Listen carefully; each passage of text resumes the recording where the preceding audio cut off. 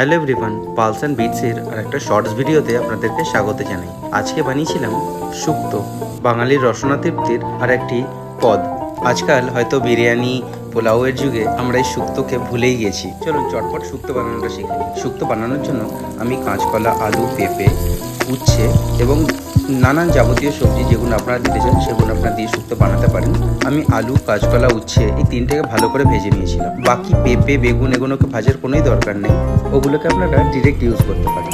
সমস্ত সবজিগুলো ভাজা হয়ে গেলে আমি একটা পেস্ট বানিয়ে নেবো সাদা কালো সর্ষে, পোস্ত এবং রাঁধুনি দিয়ে। তারপর কড়াইতে রাঁধুনি ফোড়ন দিয়ে সমস্ত সবজিগুলোকে আমি ঢেলে দেবো এবং সবজিগুলোকে ভালো করে নাড়াচাড়া করব। যতক্ষণ না জল বেরোচ্ছে এবং জল বেরিয়ে যখন সবজিগুলো মজে যাবে তার মধ্যে আমি ডাঁটা দিয়ে দেবো এবং নামানোর আগে ঘি দিয়ে দেবো। সরি বন্ধুরা, আমি দুধটাও ইউজ করেছিলাম, সেটা আমি দেখাতে ভুলে গেছি। ভিডিওটা ভালো লাগলে সাবস্ক্রাইব করবেন, লাইক করবেন। আজকের জন্য টাটা।